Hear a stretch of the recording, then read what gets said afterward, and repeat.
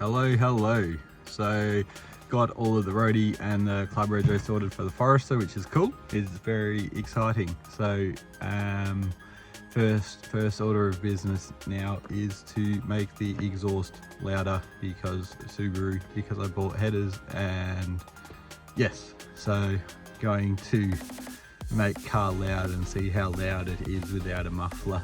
I think I did the same with my first one and thought it was a great idea to go and get the muffler deleted and it straight piped, and it definitely wasn't. So let's go do the same thing.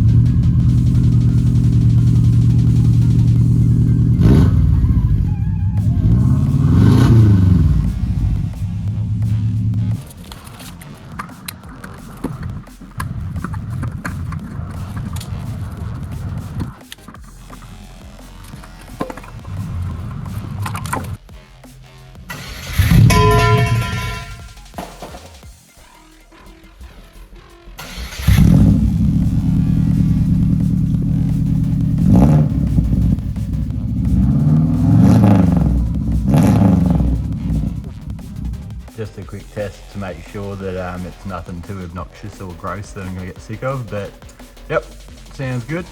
I think I'm going to try and make some blast pipes with my drop saw, just so it's got, a little bit more character.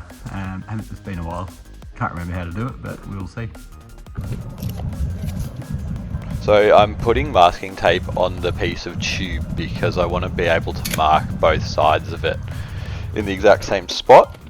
The math that I used was I want 180 degrees because that would, I guess, simulate a U-turn.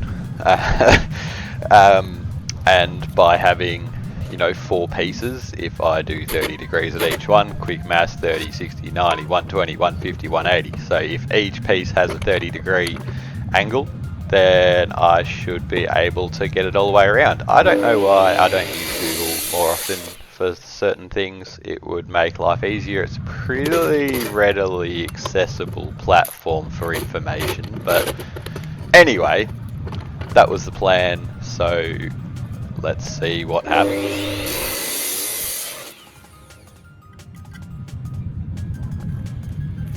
So now what I'm doing here is pretty much just wrapping a piece of paper around so that I can get an accurate measurement of the total diameter of the tube, and then put a halfway point on it so I know where the center line is. So can't remember, let's say that it's 80 mil all the way around, so I know that 40 is halfway, so I can mark that on both sides. What that enables me to do is, yes, keep that center line on both sides.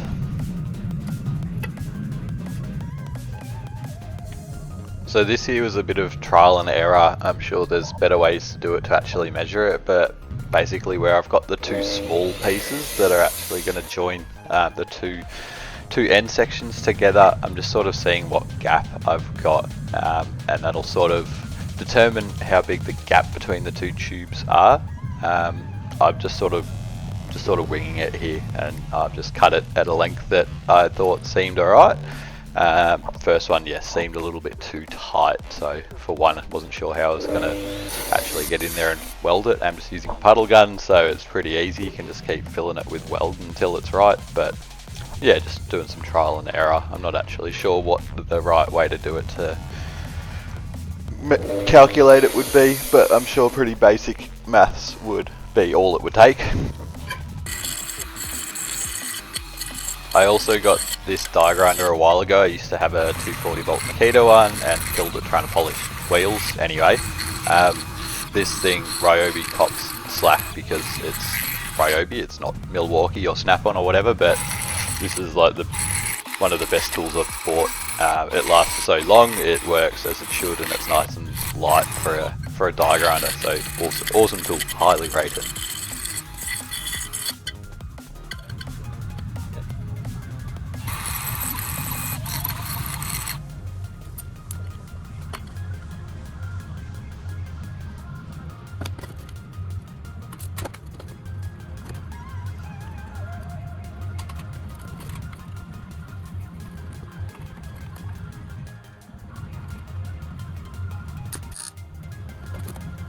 I'm sure that this probably frustrates some people watching me trying to get these pieces in place and get them where I want them to.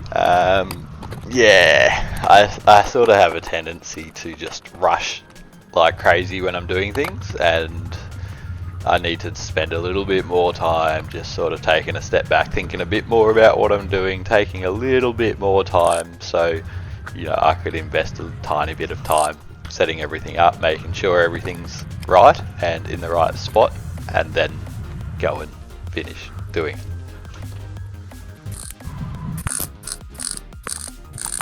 So I do have a socket that's jammed in between the two pipes. That's just there trying to keep the same gap between the two pipes as I welded it and everything else. It ended up a little bit out, but to be honest, I'm not too phased about it. I probably should be, and I again should spend a bit more time, but got the job done regardless.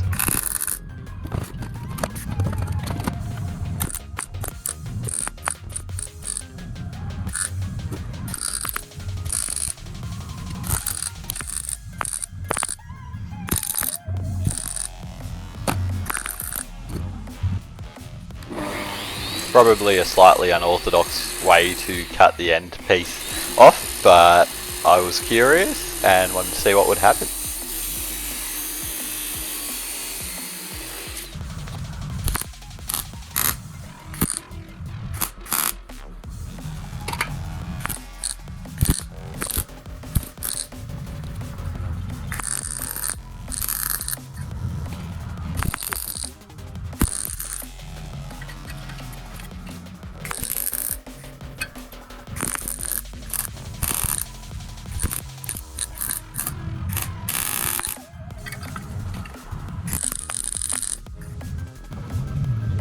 So I've just used a jack to get the blast pipes up and sort of hold them in position, knowing that it's all going to drop a tiny bit with the exhaust hangers anyway.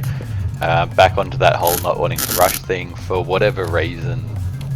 Well, I know that it's because I'm just rushing, but I ended up welding the whole thing in place where I could have just taken the 2 bolts out for the rear section and been able to weld it with a lot more ease, but I don't like working easily. I like working difficult, because then eventually one day if I decide to do things the easier way, I'll appreciate it a lot more.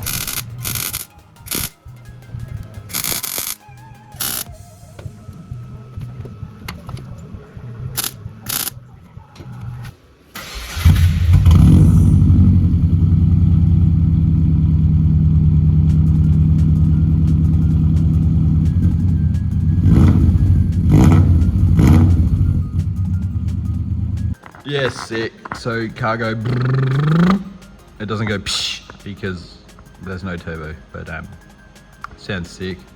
It's definitely too loud. Definitely going to regret it the first time I go on the freeway, but that is okay. But if you're a fabricator and watched any of that, I am sorry that I hurt your feelings. Yeah, stick metal together. I really actually need to spend some time welding, like actually sit down and practice making stuff. Not even making stuff, just practice. I've always found with welding, I always wanted to, you know, get a lot better at it, beyond just being able to stick 2 things together. But I've never really spent much time actually practicing it, because I'm like, ooh, let's make some blast pipes for a car, and just do it, and then never hone in any of the skills, just keep. Anyway, cool, sick, thanks, Kate, bye.